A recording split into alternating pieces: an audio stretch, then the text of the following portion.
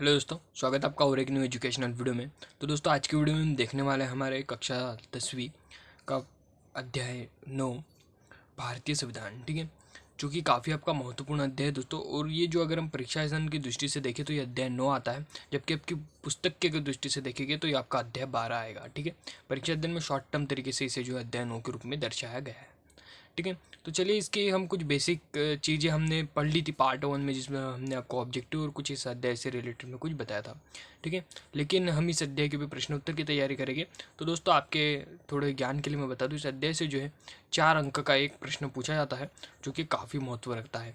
ठीक है, अभी 4 अंक के प्रश्न में ज़्यादातर जो पूछा जाता है वो ये पूछा जाता है कि जो हमारा संविधान है उसकी विशेषताएँ। ठीक है, आपको संविधान की विशेषताएं कर लेनी है। अगर आप ये अध्याय पढ़ते हैं तो आपको सबसे ज़्यादा इसकी संविधान की विशेषताओं पे से आपका प्रश्न बनने वाला है। ठीक है, और बाकी कहीं से इसकी विशेषताओं से पूछ लिया जाएगा आपको। ठीक है, तो चलिए आज की इस वीडियो में हम संपूर्ण तरीके से इसके जो 4 अंक का जो प्रश्न आता है इसमें से उसकी तैयारी करेंगे। ठीक है, तो उसके पहले जो हम लघु स्तरीय के कुछ प्रश्न हैं जो कि हम सॉल्व कर लेते हैं। ठीक है, सबसे पहला हमारा प्रश्न है कि संविधान सभा का परिचय दीजिए।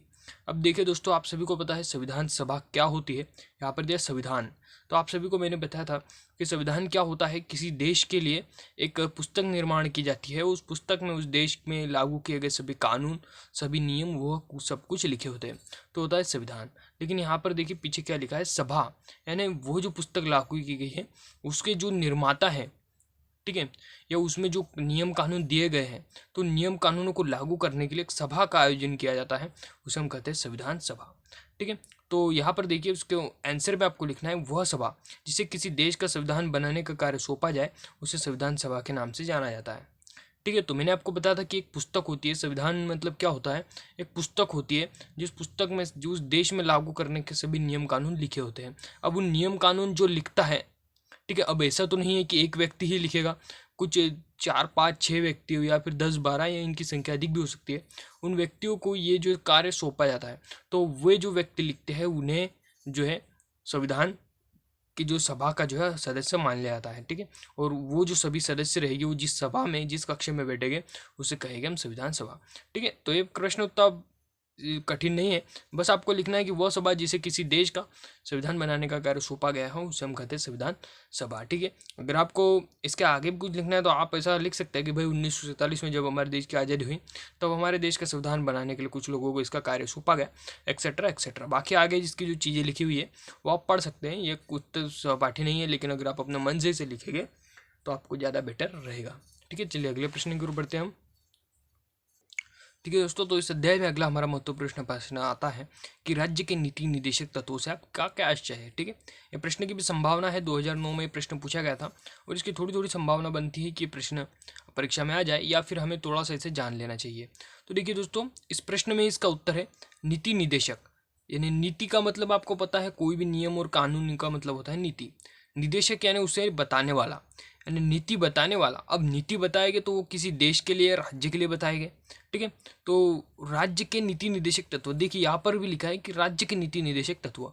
अब इसका आंसर है कि भाई राज्य में नीति निर्धारित करने वाले जो तत्व रहेंगे हम उन्हें कहेंगे नीति निर्देशक तत्व। देखिए कितनी सरल है इसकी परिभाषा, इसी में दी हुई है कि भाई राज्य के नीति को निर्धारित करने वाले तत्वों को हम नीति निर्देशक तत्व कहेंगे। ये इसकी परिभाषा सिंपल सी आपको बन जाती है, यही आपको एग्जाम में लिखनी है। अब हम देखते हैं कि भाई इसका सही आंसर क्या है। ठीक है, सही आंसर का मेरा मतलब है कि भाई इसका सटीक आंसर क्या है कि भारतीय संविधान के चौथे भाग में शासन संचालन के मूलभूत सिद्धांतों का वर्णन किया गया है। इन्हें राज्य के नीति निर्धारित करने वाले नीति निर्देशक तत्व कहा गया है। ये तत्व आधुनिक प्रजातंत्र के लिए राजनीतिक, सामाजिक, आर्थिक कार्यक्रम प्रस्तुत करते हैं।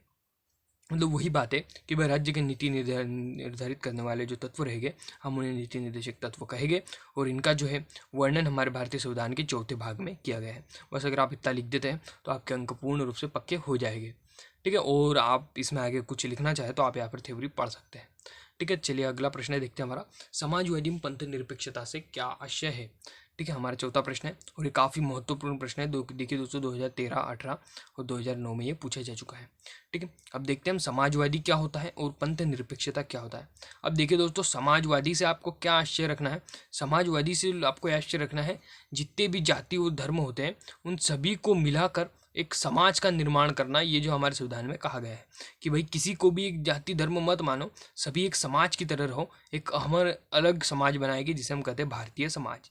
ठीक है, तो इसमें हम डेफिनेशन में क्या लिखेंगे कि भारत समाजवादी राज्य से आशय है, मतलब ये जो समाजवादी है इससे आशय है कि भारतीय व्यवस्था समाज के समतावादी ढांचे पर आधारित होगी। ठीक है, मतलब जो समाज रहेगा उसके समतावादी ढांचे पर आधारित होगी। प्रत्येक भारतीय की न्यूनतम आवश्यकताओं की पूर्ति की जाएगी। भारतीय परिस्थिति के अनुसार समाजवाद को अपनाया जाएगा। ठीक है, अब मैंने आपको कहा समाजवाद क्या है कि मतलब सभी जितने भी जाति धर्म है वे सभी एक ही जुट मिलकर रहे। ठीक है, अब ये है समाजवादी। ठीक है, अगला पंथ निरपेक्षता। अब इससे आपको समझ जाना है, पंथ यानी होता है धर्म। ठीक है, पंथ यानी क्या होता है धर्म। निरपेक्षता यानी मतलब उसमें भेदभाव करना। ठीक है, अब ये हमारे देश में जो है धर्मों के प्रति भेदभाव न हो, इसलिए कहा गया है कि भाई संविधान में पंथ निरपेक्षता राज्य का आधार रखता है। इसका आशय है कि राज्य के सभी पंथों को समान रूप से रक्षा करेगा।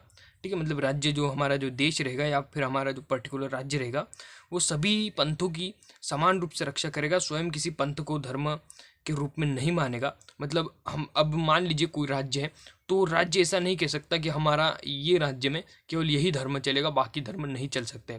ठीक है, हमारे देश में जो संविधान बना है वो उसमें ऐसा कहा गया है कि भाई सभी पंथ सभी धर्म एक समान है। यहाँ पर कोई भी धर्म या कोई भी जो पंथ रहेगा उसको जो है ज़्यादा दर्जा या कम दर्जा ऐसा नहीं कहा जाएगा। अगला है सरकार द्वारा नागरिकों के मध्य पंथ के आधार पर भेदभाव नहीं किया जाएगा।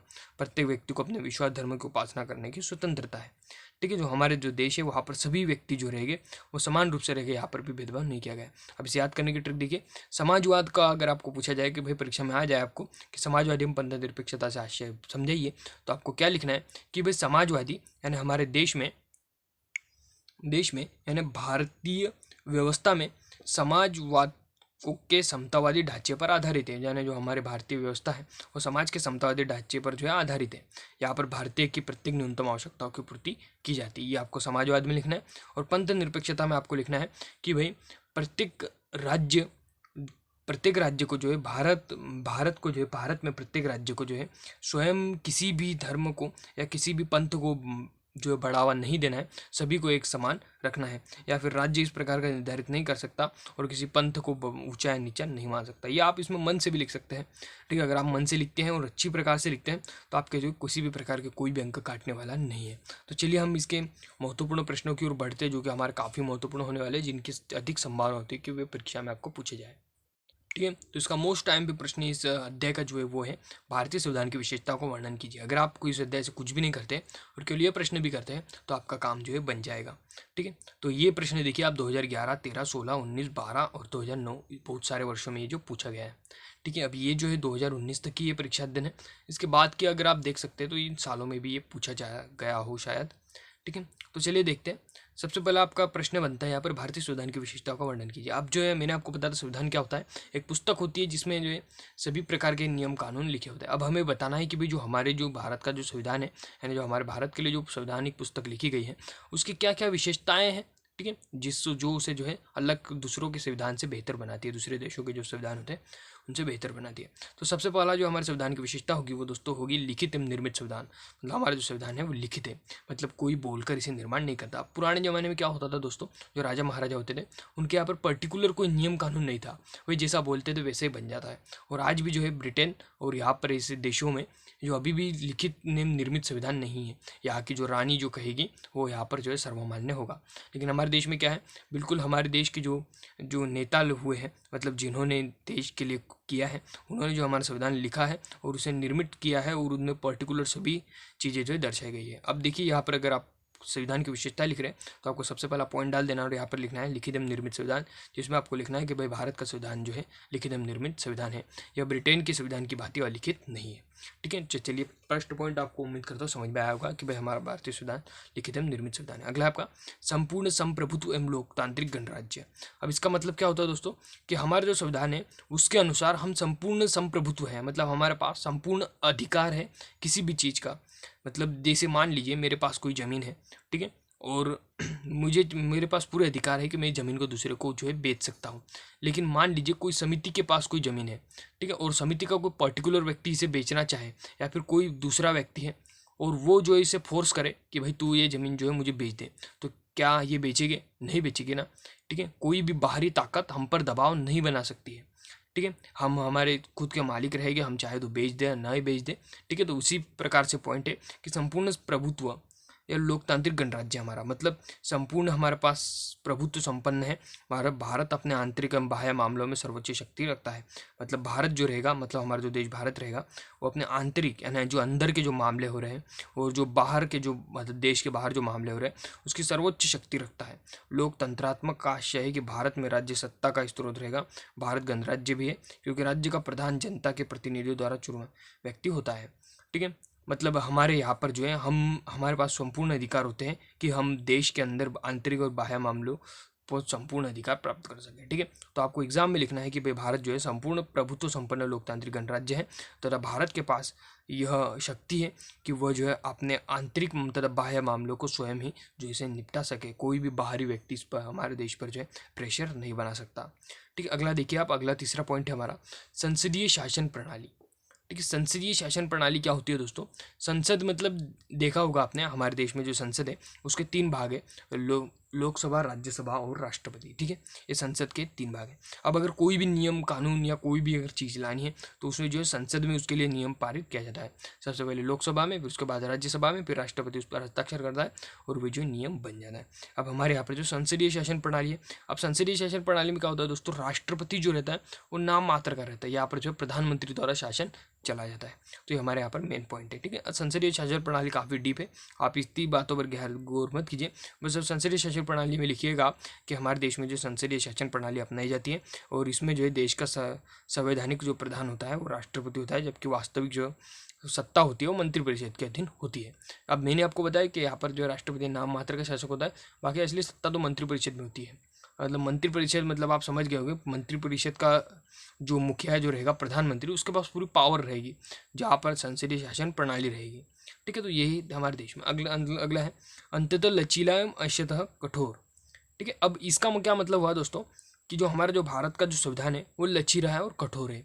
अब ये लचीला और कठोर का क्या है तो देखिए दोस्तों, अब ये बुक तो लिख दी गई, अब मैंने आपको बताया भाई संविधान तो लिखा गया है, लेकिन अगर कोई व्यक्ति चाहे या हमारे देश की सरकार चाहे कोई नियम है इसको बदलना चाहती है तो कैसे बदलेगी, ठीक है। अब अगर कोई देश के संविधान ऐसे होते हैं कि भाई उनके जो नियम लिखे गए उनको बदलना काफ़ी सरल होता है, ठीक है। और जिस देश का ऐसा सरल होता है उसे हम कहेंगे लचीला, और जिस देश का जो है नियम जो कठोर मतलब इसे बदला नहीं जा सकता या फिर बदलना भी है तो काफ़ी इसमें जो समस्या आती है, काफ़ी जगह परेशानी आती है इसे बदलने के लिए पुस्तक के किसी नियम कानून को, तो उसे हम कहेंगे कठोर संविधान। लेकिन हमारे देश का क्या है, बिल्कुल बीच की स्थिति में, हम काफ़ी सरलता से बदल भी सकते हैं और नहीं भी बदल सकते, इसलिए हमारे संविधान को कहा गया है अंशतः लचीला एवं अंशतः कठोर संविधान, ठीक है। हमारे संविधान को न तो पूर्ण रूप से लचीला है और न पूर्ण रूप से कठोर है, लचीला अंशतः कठोर है, मतलब हमारे संविधान को जो यहाँ पर कठोर और लचीला दोनों कहा गया है। अगला है मूल अधिकारों की व्यवस्था।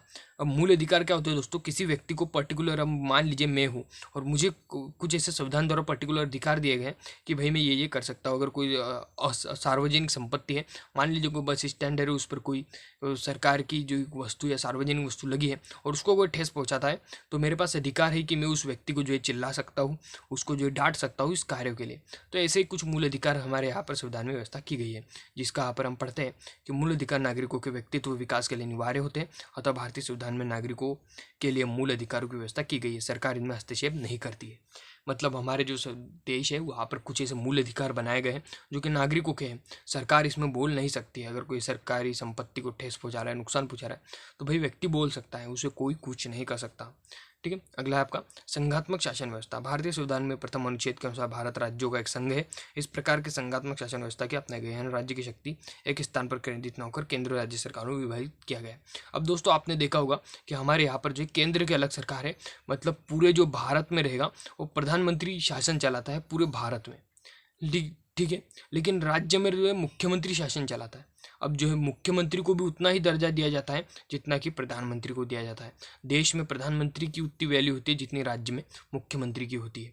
मतलब इस प्रकार से हम कहें तो हमारे देश को जो है एक ऊपर एक हेड होता है जिसे हम कहते हैं प्रधानमंत्री, और राज्य के ऊपर भी एक हेड है जिसे हम कहते हैं मुख्यमंत्री। मतलब हमारे जो देश है उसको जो 2 प्रकार से यानी संघ बनाकर ठीक है, यहाँ पर देखिए कहा गया है कि संविधान में अब शक्ति एक स्थान पर केंद्रित न होकर केंद्र और राज्य सरकारों में विभक्त किया गया है। केंद्र में कौन है आज? प्रधानमंत्री नरेंद्र मोदी जी। जबकि राज्य में कौन है? मतलब शिवराज सिंह चौहान जी आज मध्य प्रदेश में वर्तमान में है। तो इन दोनों के पास अलग अलग विपक्षियाँ दी गई है। ठीक है, अब चलिए हम इसका सारांश समझ लेते हैं कि हमारे भारतीय संविधान की कौन कौन सी विशेषता है। तो दोस्तों सबसे पहली विशेषता, हमारा जो संविधान है लिखित एवं निर्मित संविधान है, भाई लिखा गया है। दूसरा, हमारे पास संपूर्ण अधिकार है, यानी संपूर्ण प्रभुत्व संपन्न हम गणराज्य है। तीसरा, संसदीय शासन प्रणाली है। चौथा, लचीला हम कठोर है भाई। और पांचवा, मूल अधिकारों की हमारे यहाँ पर व्यवस्था की गई है व्यक्ति के। और अगला, संघात्मक शासन व्यवस्था। ये 6 आप याद रखिए, उसके बाद में आपको कोई भी इसमें दिक्कत नहीं आने वाली है। अगला देखिए आप, अगला है हमारा कि भाई भारत का जो संविधान है लिखित एवं विस्तृत संविधान क्यों है। ठीक है, इसके ऊपर हम संविधान की विशेषताओं में वर्णन कर चुके हैं कि भाई हमारा जो संविधान है वो लिखित है, भाई लिखा गया है। लेकिन भाई क्यों लिखा गया है, क्यों हमारा जो संविधान है लिखित है विस्तृत है। ठीक है, अब ये जो है प्रश्न का उत्तर काफ़ी सरल है। अब सबसे पहले बात आती है कि भाई भारत का संविधान लिखित क्यों है। ठीक है, क्योंकि ठीक है, तो लिखित क्यों है, तो इसका मैं आपसे पूछता हूँ, क्योंकि काफ़ी सरल है कि लिखित इसलिए है कि भाई हमारे जो संविधान है उसको संविधान सभा ने बनाया है एक निश्चित समय में। ठीक है, अब मान लीजिए अब मैं कोई किताब लिखने के लिए देता हूँ, तो मैं क्या करता हूँ, कुछ लोगों को कमेटी तैयार करता हूँ और उनको जो है देता हूँ कि भाई आप एक किताब लिखिए। अब अगर कोई मुझसे पूछता है कि भाई ये तेरी किताब है वो लिखित क्यों है, ठीक है, तो मैं क्या उसे पर्टिकुलर उत्तर दूंगा कि भाई मैंने कुछ लोगों को चुना था, उनकी सभा तैयार की थी और उनको मैंने समय दिया था, उनमें उन्होंने लिख कर दी, इसलिए जो है मेरी किताब लिखी हुई किताब है संविधान सभा, मतलब मेरे द्वारा दी गई सभा द्वारा। उस प्रकार से हमारा जो संविधान है वो संविधान सभा द्वारा एक निश्चित समय पर एक निश्चित योजना द्वारा बनाया गया था, इसलिए यह जो निर्मित संविधान है सही, इसमें सरकार के संगठन, सिद्धांत, कार्यपालिका, रचना का, नागरिकों के आदि संबंध में इस पर जानकारी दी हुई है। ठीक है, तो आप काफ़ी सरलता से लिख सकते हैं कि हमारा संविधान लिखित एवं विस्तृत क्यों है। ठीक है, तो यहाँ पर हम लिखित की बात कर रहे हैं, लिखित एवं निर्मित क्यों है, क्योंकि हमारा संविधान जो है एक संविधान सभा द्वारा निश्चित समय तथा योजना में बनाया गया है तथा ये जो है निर्मित संविधान है, इसके लिए सिद्धांत, कार्यपालिका, विधायिका आदि की रचना नागरिकों के साथ, ठीक है, सभी चीज़ें इसमें बताई गई है। अगला है आपका कि भाई विस्तृत क्यों है, ठीक है, सबसे बड़ा क्यों है। तो इसमें आपको 2-3 देशों के यहाँ पर उदाहरण देने हैं कि भारत का जो संविधान है उसमें सबसे पहले आपको याद रखना है कि हमारे संविधान में 395 अनुच्छेद है। ठीक है, सबसे पहले आपको लाइन में लिखना है कि भारत संविधान विश्व में सबसे बड़ा संविधान है। हमारे संविधान में 395 अनुच्छेद है। ठीक है, अब इसके अतिरिक्त अगर आपको कोई देश का नाम याद नहीं रहता है तो आप इस प्रकार से भी लिख सकते हैं, क्योंकि विश्व के सभी देशों में से कोई भी ऐसा देश नहीं है जिसके पास इतना बड़ा संविधान है। इस प्रकार की भाषा आप इसके आगे लिख सकते हैं। लेकिन अगर आप नहीं लिखना चाहते और इसे याद रखना चाहते हैं तो आपको याद रखना है कि अमेरिका के जो संविधान है उसमें जो है 22 भागों में बांटा गया है। ठीक है, अमेरिका का संविधान जो कि काफ़ी छोटा है। कनाडा के संविधान में 147 से अनुच्छेद है। ठीक है, और ऑस्ट्रेलिया के संविधान में 128 अनुच्छेद है। आपको याद रखना है कि जो अमेरिका का संविधान है उसमें 22 अनुच्छेद है, कनाडा के संविधान में जो 147 और ऑस्ट्रेलिया के संविधान में 128 है। इसके लिए भारतीय संविधान विस्तृत होने के निम्नलिखित कारण है। सबसे पहले आप संविधान में शासन संबंधित, ठीक है, अब इसमें कारण जो है आपको दे देने कि हमारे यहाँ पर जो है सभी प्रकार की विस्तृत चर्चा की गई है। यहाँ पर संघीय शासन प्रणाली, मतलब वही विशेषताओं को आपको लिख देना है। ठीक है, इसमें ज़्यादा दिमाग लगाना आपको है नहीं। ठीक है, लिखित क्यों है, क्योंकि हमारा संविधान एक संविधान सभा द्वारा बनाए गए हैं। और विस्तृत क्यों है, क्योंकि सबसे बड़ा संविधान हमारा ही है। ठीक है, चलिए अगले प्रश्न की हम बात करते हैं। अगला प्रश्न है आपका कि संघात्मक संसदीय शासन प्रणाली, जो शासन व्यवस्था का आपको वर्णन करना है। अब संघात्मक क्या होता है, यानी एक संघ बनाकर, यानी पर्टिकुलर हमारा देश है और देश के अंदर राज्य है, तो यहाँ पर जो 2 प्रकार से यहाँ पर शक्तियाँ बांटी गई है, यानी एक संघ के रूप में यहाँ पर हम कार्य कर रहे हैं मिलजुल कर। संसदीय मतलब क्या होता है कि एक संसद है, पर्टिकुलर एक कमेटी है, संसद एक हॉल है जहाँ पर हर जो नियम हम बनाते हैं। ठीक है, सबसे पहले हम बात कर ले संघात्मक की।